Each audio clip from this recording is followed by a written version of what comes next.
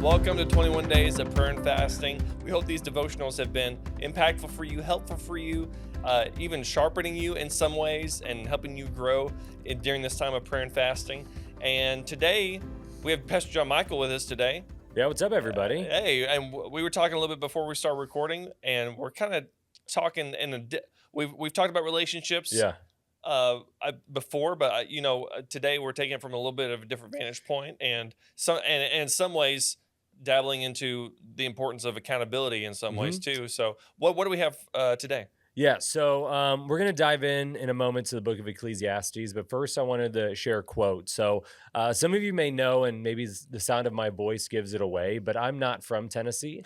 I'm not from the South. I grew up in the Chicago area, and so I'm a 90s kid, so I think a lot of you may know where this is going, but when I grew up in Chicago, number one, I should be more acclimated to cold weather, but I haven't lived there in a long time, so it's cold outside and I do not like it. But I grew up there, and I grew up in the 90s when Michael Jordan was like who everybody wanted to be. I was a little 3-foot nothing kid, but I wanted to soar through the air like Michael Jordan. And so I wanted to share a quote from him because he was a big part of my childhood. I had all the jerseys. I watched Space Jam over and over and over. And as I got older, now on Netflix, they came out a couple years ago with that Last Dance documentary. And so one of the quotes he shared, which kind of ties into the fact of journeying together, which is what I want to talk about, is he said, "Talent wins games, but teamwork and intelligence wins championships." And so if you were to kind of dissect his career, you would see that when he first came on to the Bulls and playing in the NBA, like he was a great player, like no doubt. But it wasn't until he involved everybody else and they started working together as a team that we saw them become like the dynasty and the dominant team that they know, and the reason he became so famous. And so I think in a society where it is held on a pedestal that we are to be independent, like I don't need to rely on anybody else, I am sufficient on my own, we need to take a moment and reflect and look at scripture where it really shows us like we were made for companionship. We were made for community. We were made for partnership. And so we're going to dive into Ecclesiastes chapter 4. You can look it up at home if you'd like. And there are a lot of examples of partnership, of teamwork throughout the Bible. I grew up playing team sports. I've coached soccer, and so I love working together as a team, having people, having a brotherhood or a sisterhood around you to uplift you. And so there are plenty of examples in the Bible you can look at to find examples of people working together. But I picked one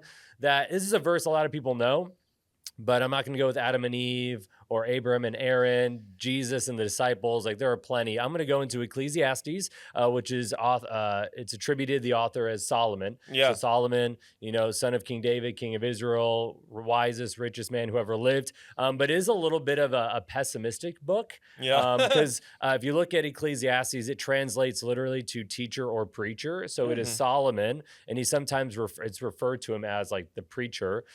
He is literally teaching or giving us like advice from his life. So he's like, I've lived this, I've seen it. And so here are my thoughts on how you should live. So it's him teaching or preaching to us. And some of it does have like a dour tone.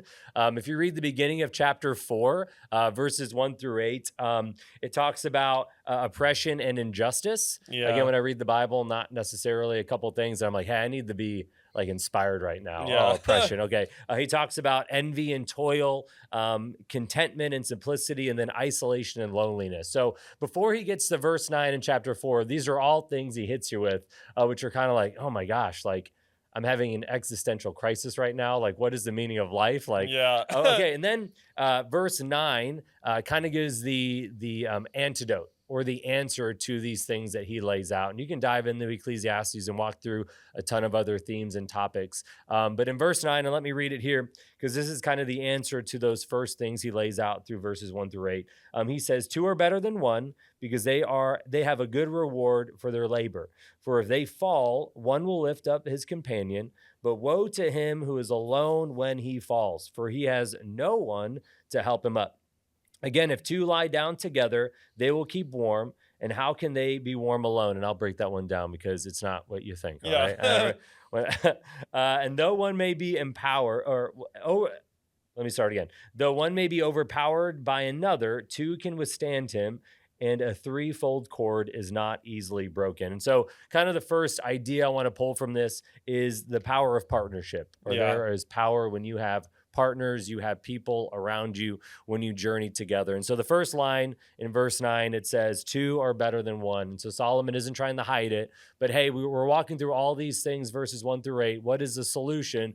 It's that journeying with people together is better than trying to do life withstanding hardship on your own. And then he gives two examples. The first one, they're both kind of straightforward and can be applied practically. He says, hey, well, first he says, two are better than one, and there's like a great reward. And we saw this with the Michael Jordan quote, hey, you can be a great player on your own and win some games, but if you want to get to the ideal end game, you want to win the championship, you need people around you. So Solomon says that as well, like, hey, two people who work together, two are better than one, they will have that good reward that they desire. They will reach that end goal. And then he gives two examples. He says, hey, you know what, if you fall down and you got somebody with you, they can help you up or you can help them up.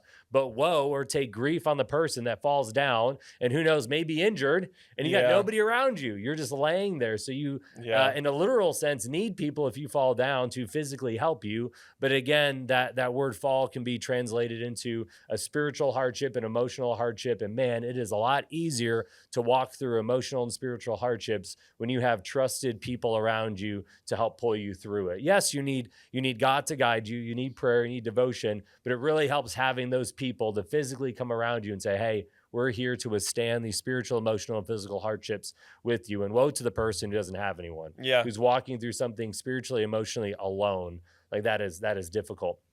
Then the next one, which when I read the first time, I was like, oh, should I leave this in there? But I'm going to. He says, and again, if two lie down together, they will keep warm. So again, back when Solomon is writing this, they didn't have the advantage of internal heat like we do. And praise the Lord that we do have that today, where we don't have to freeze. But if you were living back then and it was cold at night, you literally needed people around you for their body warmth. And if you're by yourself and it's a cold night, you're freezing. And who knows, you may be freezing to death. So you literally need people to meet that physical need. But again, I think we can take it a step further where you need closeness. You need close relationships in your life. You shouldn't keep people at arm's length. You shouldn't just have acquaintances. You need people who know you and you know them in a real way that you can be honest and transparent and have candor moments with. And so Solomon wants to say, just like you need people physically close to you to not freeze to death, you need them close by, emotionally and spiritually as well. You need those close relationships. And then the second one is just the unbreakable strength of unity. So that last line says, a threefold cord is not easily broken. And so I think what Solomon wants us to understand is that, yes, we can unify together, but man, when God is at the core of that relationship, that relationship will be unbreakable. And so when we have God at the center of all things, then we're going to get through it. We can withstand it. We can endure those hardships, and those relationships will be strong no matter what. And so a couple of quick reflection questions as we continue our fast and move forward into 2025 is, who are you journeying with, and how can you better support them? So who are those people that you can lift up, that you can get together with, that you can have those close bonds with? Maybe you have them, maybe you don't, but who are they? Who can they be? How can you support them? And the second one is, how can you invite God to be in those relationships? How can you invite God to have that, be that third strand in your relationship so they can become unbreakable? Yeah. And that was a great call to action. So connect with us, cornerstonenashville.org. If you don't have anyone, because we're here to help sharpen each other, help each other grow. And sometimes we need that, you need a life group, but you also need some really close people around you, that one or two people to call you out when you're doing things wrong, and to help you grow, with the intention of helping you grow, not just to call you out, but to help you. That's why we're here. We're here as the church to help each other grow, to be on mission with the Lord together. Thank you so much, Pastor John Michael, and we can't wait to see you on the next Devo.